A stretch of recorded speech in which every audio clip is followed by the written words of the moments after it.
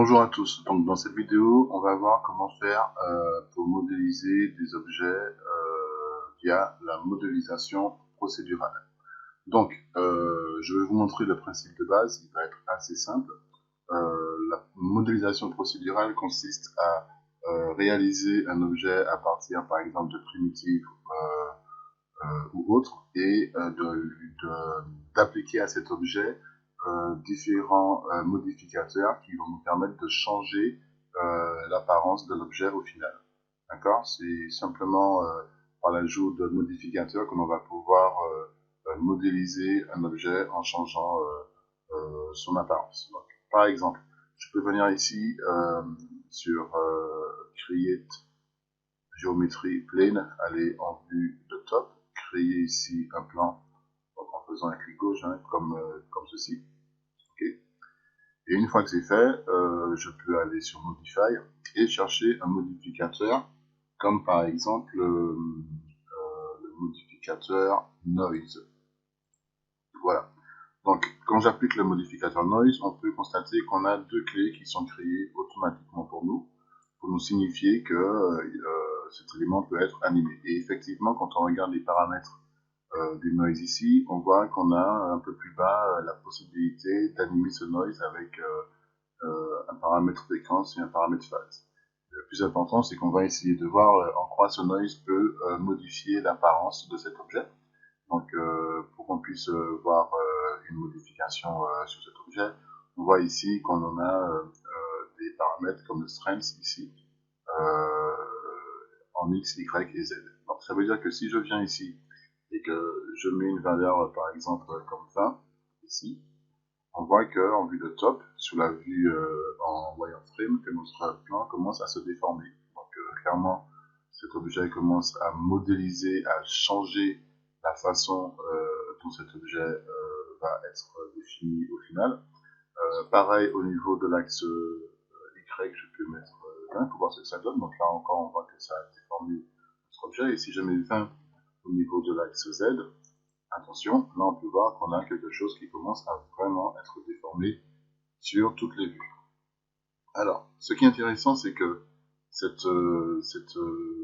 modificateur agit comme une map. En fait, c'est une map en noir et blanc qui n'est pas visible ici, mais qui va définir des zones qui vont nous permettre de pouvoir modifier notre objet en fonction de la grandeur de cette map. Donc, une map, c'est une image, hein, clairement. Et on peut agrandir cette image ou la réduire, et en fonction des zones, donc c'est une map qui est en noir et blanc, hein, en fonction des endroits où se trouvent les taches blanches ou noires, ça va avoir une influence sur la position en X et en Y telle que définie ici, sur la position de nos vertex. Ça veut dire que si jamais je viens sur le scale ici et que je diminue le scale très légèrement, on peut voir que je peux diminuer cette image et affiner par conséquent son action euh, sur les éléments en sous-objets qui composent mon objet, en l'occurrence sur le maillage de mon objet. Mais à tout moment, je peux, comme j'ai gardé ici mon plan, je peux affiner ici le nombre de subdivisions que j'ai au niveau de mon plan pour avoir une définition plus grande sur mon mesh. Hein, d'accord, donc je peux venir ici et lui demander d'avoir une définition beaucoup plus détaillée, beaucoup plus grande, comme ceci. Hein, donc je clique un petit peu pour avoir des valeurs qui soient à peu près correctes. Donc, je vais essayer d'avoir quelque chose qui ressemble à ceci. Alors j'essaie d'avoir des formes qui ressemblent à des petits carrés ici. Hein, donc je le fais à l'œil comme ça. Là, je pense qu'on est plutôt pas mal. Et vous voyez que par rapport à tout à l'heure, là, alors je vais appuyer sur G, là on a beaucoup plus de définition par rapport à la modélisation d'avant. Alors, si je retourne sur Noise et que j'appuie sur Animate, on va faire un play et on va voir qu'on peut avoir cet effet d'animation qui est automatiquement défini par les paramètres qui sont ici. D'accord? Et on voit que c'est la phase qui est animée pour nous automatiquement pour qu'il y ait une évolution au cours du temps de ce paramètre, enfin, de ces paramètres. D'accord? Donc je peux augmenter ici la fréquence pour que ça soit beaucoup plus rapide, ou je peux mettre une fréquence beaucoup moins violente, comme ceci. Ok? Alors, autre chose que je peux faire aussi, c'est que je peux laisser ce paramètre par défaut comme il est là, et venir animer par exemple le gizmo en sous-objet. Et le gizmo, il permet par exemple, si je vais sur la vue de top et que je déplace mon gizmo, donner la sensation d'un écoulement par exemple. Alors, ça peut être du vent, ça peut être une rivière, tout ce qu'on veut. On peut animer ce genre d'éléments comme ça. Donc je peux aller sur Autokey ici, euh, positionner donc mon gizmo au bon endroit. Donc je peux venir ici sur l'axe X. Bon, bien sûr, je peux venir aussi sur n'importe quel axe. Hein. Et là, on va prendre en l'occurrence l'axe X. Et je vais aller à la fin de mon animation pour animer mon objet de cette façon-là. Ici, je fais play. Ici, on voit que je peux avoir cette animation où on a l'impression que soit on a affaire à un guide un petit peu tumultueux, ou soit on a affaire euh, à un drapeau, à un bras qui est influencé par du vent. D'accord. Donc c'est une des façons de pouvoir utiliser ce genre, ce modificateur noise. Alors, je vais le supprimer. Voilà, maintenant qu'on a vu comment il fonctionne, je vais laisser cet élément toujours au centre. Je n'avais pas mis au centre, donc je le fais assez rapidement. Et je vais vous montrer une autre méthode pour déformer cet objet et pouvoir en faire une modélisation procédurale. Pour ça, je vais aller sur un autre objet qui s'appelle euh, Displace. Et le Displace permet, un petit peu comme pour le Noise, d'affecter le maillage de notre objet. Et vous verrez qu'on pourra avoir accès à pas mal de choses.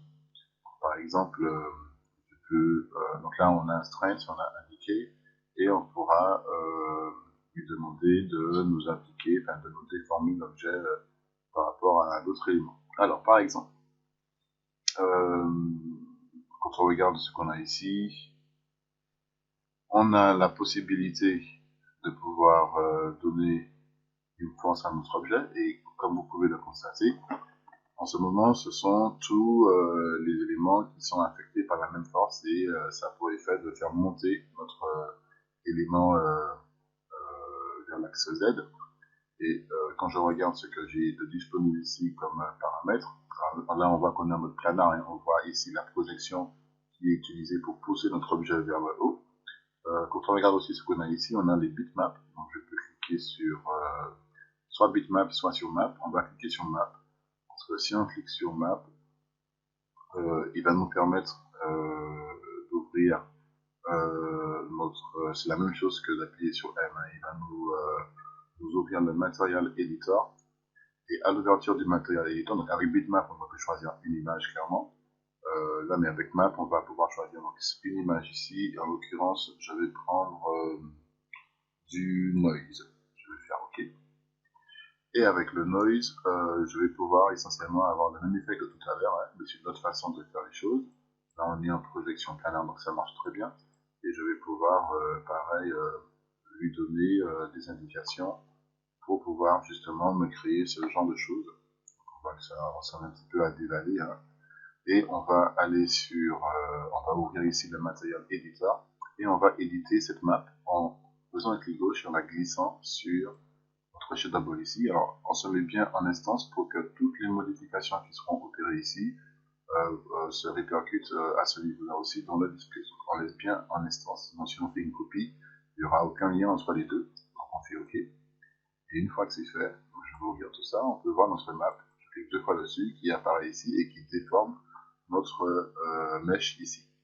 Alors, la première chose que je peux faire, c'est gérer donc on voit qu'on est en noir et blanc, je peux gérer le noise threshold qui va correspondre au fait qu'il y ait des parties à avoir plus de contraste entre ces différents éléments ici. Alors, exemple, si jamais je descends cette barrière un tout petit peu comme ceci, on voit que j'ai rendu les zones blanches plus fortes, et je peux faire de même pour les zones sombres, et vous voyez comment ça affecte ici mon objet et en temps réel ce que ça donne. D'accord. Donc là, on voit qu'on est en train de créer un petit univers où on pourrait avoir un monde avec des collines. et je peux ajuster en temps réel la façon dont tout ça apparaît,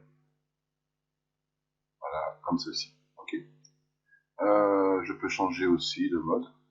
En fractal, on voit qu'on a plus de définition et que pour le coup, on a un petit univers un petit peu plus sympathique que par rapport à avant. Hein. Donc en fractal, on a ceci, et en turbulence, on a quelque chose de totalement différent où il faut régler les choses. D'accord. Je peux rester ici en fractal.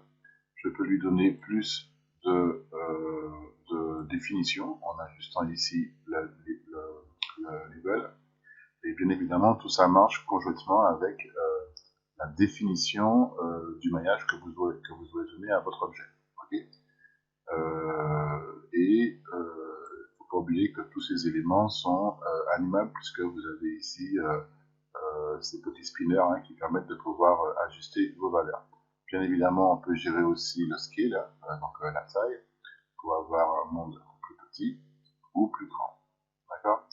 Donc vous voyez que là, on peut créer un environnement assez rapidement avec ces deux éléments et pourquoi pas par exemple venir assez rapidement ici,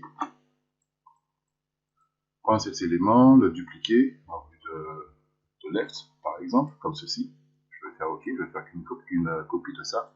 Je vais aller sur display, je vais enlever le display, c'est reprendre ici le modificateur noise on avait mis tout à l'heure, donc noise, il est ici. Je peux changer la couleur, vous allez comprendre tout de suite là où je vais en venir. Hop. Voilà, on peut zoomer un tout petit peu comme ceci. Et vous avez compris que là, on peut créer assez rapidement un décor avec, par exemple, une animation au niveau de l'eau ici. Donc, on a un petit peu de définition. Donc, je peux aller sur ça. Je vais déjà, je vais mettre des valeurs en Z, qu'on puisse bien voir comment ça se déforme. Et je vais commencer à éditer les valeurs de façon à ce que je puisse observer ici quelque chose qui se passe. Alors je peux jouer aussi sur le scale pour être sûr qu'on ait une déformation. Et voilà, on commence déjà à avoir quelque chose d'assez sympa. Peut-être qu'au niveau du Y, j'ai été un petit peu trop violent, donc je me base sur la vue de top aussi. Je peux cliquer sur animer pour voir comment ça bouge, tout ça. Alors c'est peut-être un peu trop fort, donc je vais baisser encore un petit peu à ce niveau-là, comme ceci. Je vais baisser aussi au niveau de l'axe X. Et pourquoi pas animer, donc je vais sortir du mode Animate Noise ici. Et je vais aller sur Gizmo. Je me mets au tout début. Autre key, comme ceci. Et je vais à l'image de fin. J'anime très légèrement. Et comme ceci, on a une animation de notre objet avec des montagnes. On est dans un décor que l'on vient de créer simplement avec deux plans et deux modificateurs pour nous donner l'impression d'une montagne avec immergée par de l'eau. Okay.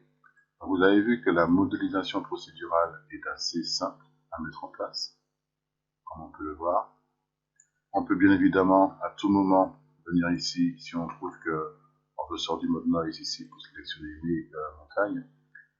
Je peux à tout moment venir ici sur plane et leur ajouter de la définition pour que mes objets soient un peu plus, soit un peu mieux définis.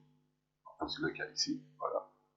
Je peux maximiser cette vue, hein, et vous voyez que on obtient quelque chose de plutôt intéressant à filmer. Okay.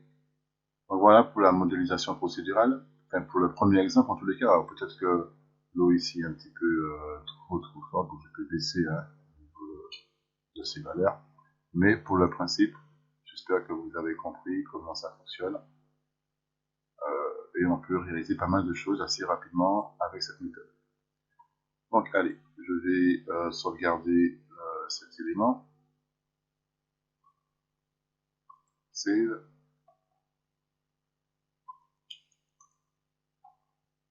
On va l'appeler LNC.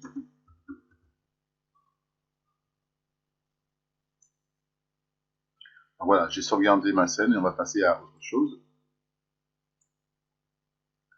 Je vais faire un reset. Et je vais vous montrer une autre méthode pour un autre cas pratique pour utiliser, pour faire de la modélisation procédurale. Donc je vais prendre ici un plan. Je vais la laisser tel quel. On va mettre un 120 et on va mettre ici, il est à 200, ben on va mettre 200. D'accord? Une fois que c'est fait, au niveau du lens et du segment, je peux mettre la valeur 12 et 20. Vous noterez que ce sont les mêmes valeurs pour créer des carrés ici, donc on est plutôt pas mal. À la limite, je pourrais mettre 120 et 200 aussi, hein, mais on aura quelque chose de beaucoup trop défini.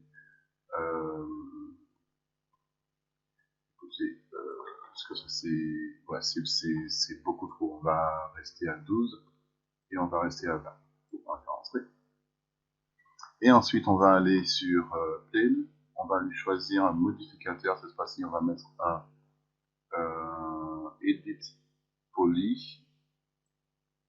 Voilà.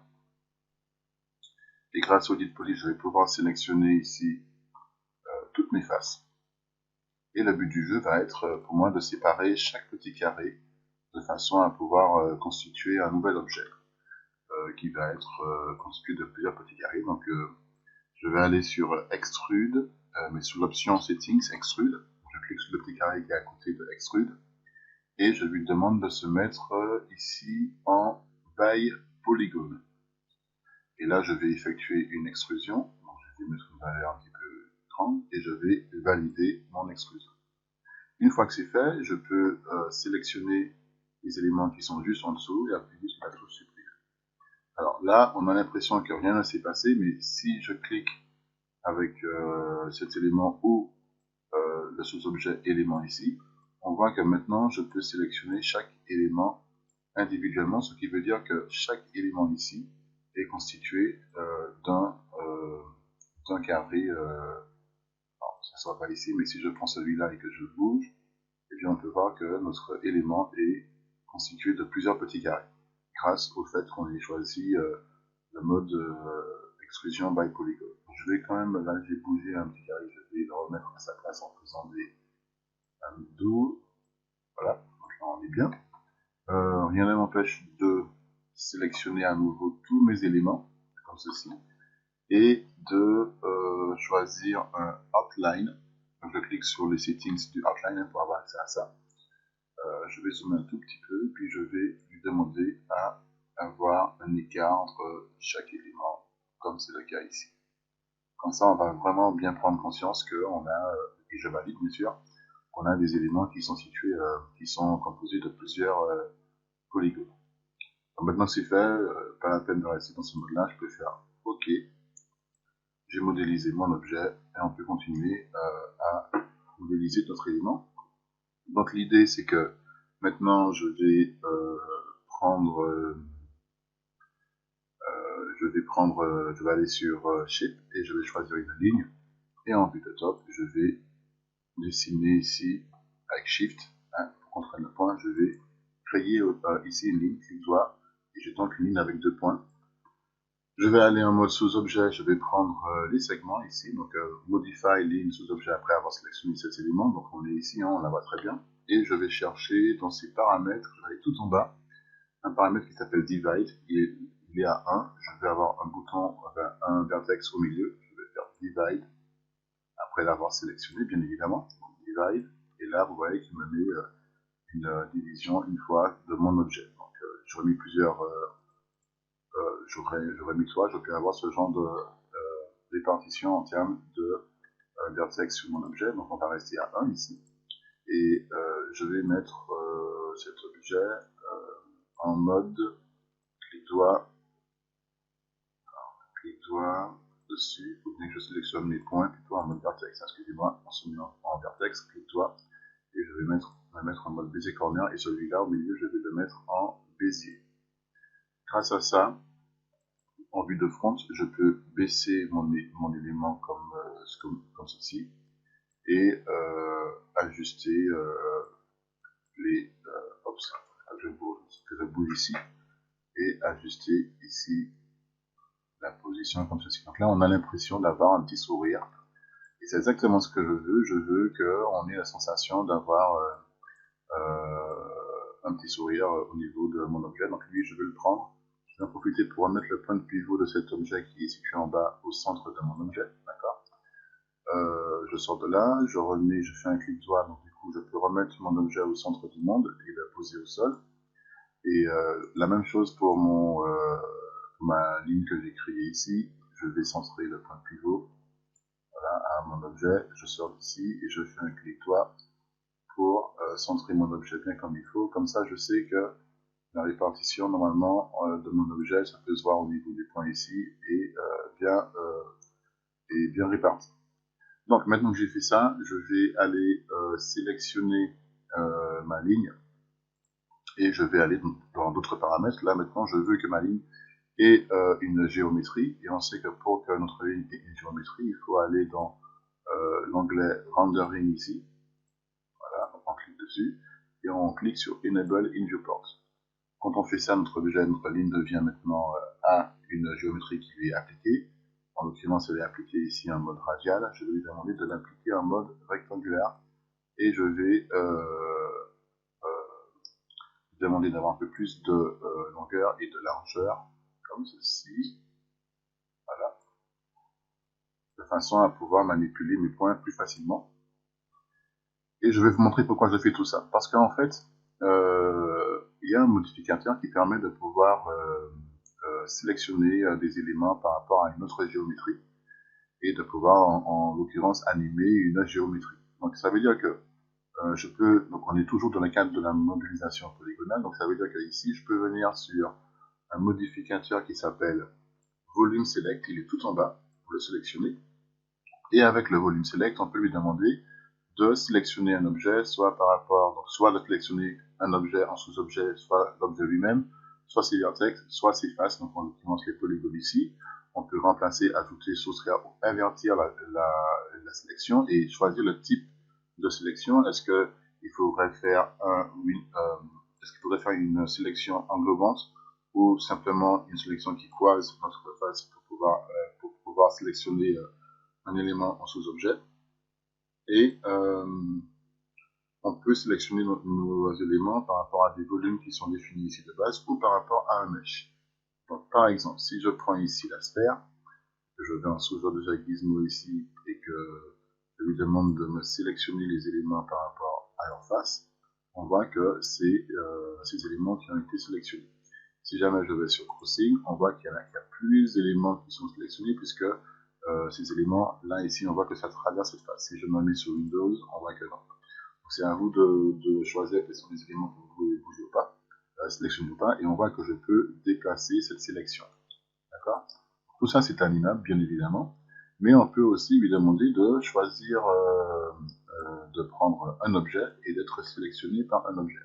Donc, en l'occurrence, ici, ce n'est pas visible parce que là, j'ai une ligne qui pour pouvoir voir ce qui se passe. Hein, je vais aller sélectionner ici ma ligne, mon objet. Alors, je sors du mode sélection parce que c'est pas évident de sélectionner d'autres objets comme ça. Clique-toi, Object Properties, et je vais lui demander de faire un see-through, qu'on puisse voir ce qui se passe au travers de mon objet. C'est un petit peu comme un scan, d'accord?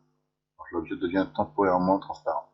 Donc je retourne ici sur mon élément et je regarde si effectivement il est en train de sélectionner mes éléments. Donc là on voit qu'il n'y a rien qui se passe. Peut-être que si je me mets en mode crossing, on verra quelque chose. Il n'y a absolument rien qui se passe aussi ici. Donc ça veut dire que je vais devoir sélectionner mon objet ici et lui demander de lui mettre un Edit Poly. Et donc, qu'est-ce qui s'est passé? Pourquoi il a disparu? Oups. Pas de raison qu'il disparaisse, peut-être que j'ai pas mis le bon modificateur. Donc je vais aller le sélectionner ici dans ma liste, parce que normalement il n'aurait pas dû disparaître comme c'est le cas ici à ce moment-là. Donc je vais prendre ma ligne ici, je vais faire OK. Et on va voir ce qui s'est passé. Est-ce que j'ai mis le bon modificateur? Donc j'ai mis un Edit Patch, c'est bon, ça n'est pas bon. qui a disparu. Je vais prendre un edit poly, comme ceci. Donc là, mon objet est toujours visible, et si je retourne sur ça, on voit que maintenant, il prend tout en considération et que je peux ajuster le mode de sélection ici. Donc on va rester avec ça. Et vous avez compris que l'idée, c'est que je pourrais animer cette ligne pour montrer des éléments qui s'animent sur cette clé.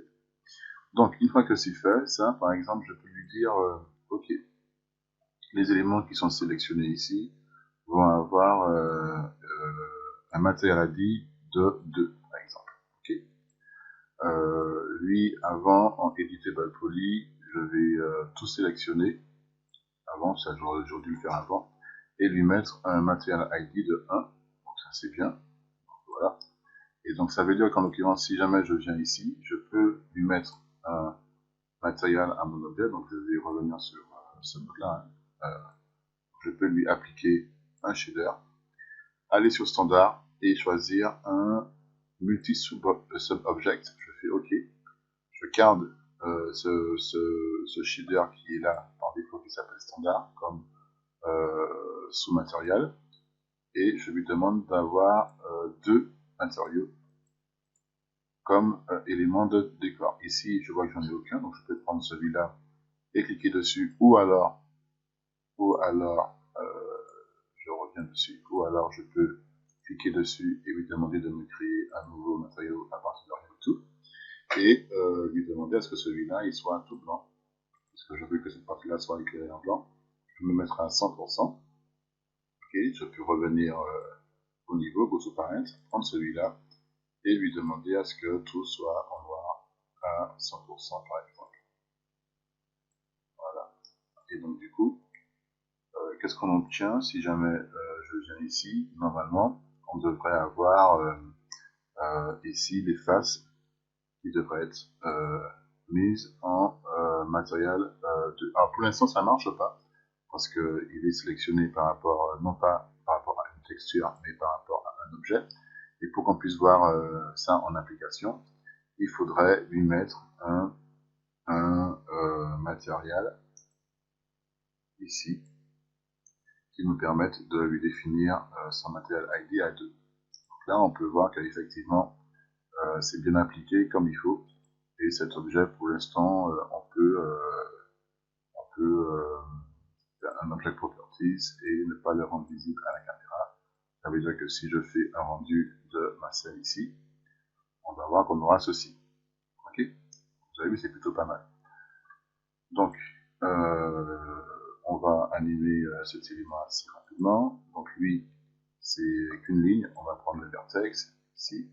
On va se mettre en auto-key, un bouton du milieu pour arranger un petit peu les choses. D'accord? Et on va prendre ça. On va lui demander à garder cette forme.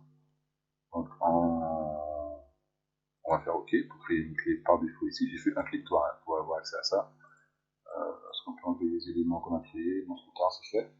Et je vais aller ici pour changer la forme et dire que par défaut, ben, il se trouvait comme ceci. Voilà, tout simplement. Et que je peux prendre cette clé, la remettre ici, celle-là, la prendre et la mettre là, et animer mon animation comme ceci. Hop, il est content, il sourit. Ok. Donc voici l'animation, elle est très très simple. Hein. C'est vraiment pour montrer les concepts de base. Si je fais un rendu, alors sur la bonne vue ici, je vais la verrouiller d'ailleurs. Et là, on est en mode vertex, donc effectivement, il faut que je retourne sur Edit Poly. Si je fais mon rendu ici, hop, on peut voir qu'on a une transition qui est en train de s'effectuer. Rendu, hop, pour former au final notre sourire de base. Okay. Donc maintenant que c'est fait, on peut s'occuper des yeux. Donc pour ça, je vais aller tout simplement prendre une sphère. Pas la peine de faire des choses compliquées. Hein. Je vais prendre une sphère ici, ou une boîte. On va pas mal une boîte. Voilà, on va la mettre ici au sol. Le plus important, c'est qu'on ait un volume. Et je vais lui demander de m'animer cette boîte. Donc l'idée c'est que il est comme ça. On va dire que en AutoKey, on va avoir, on va animer ce paramètre-là. Donc en AutoKey, il va être comme ça, d'accord. Mais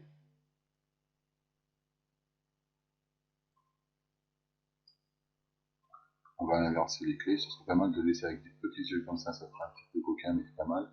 C'est pas grave du moins. Je vais prendre ça, hop, je mets ça à la clé 10. Et du coup, on a cette animation. Okay.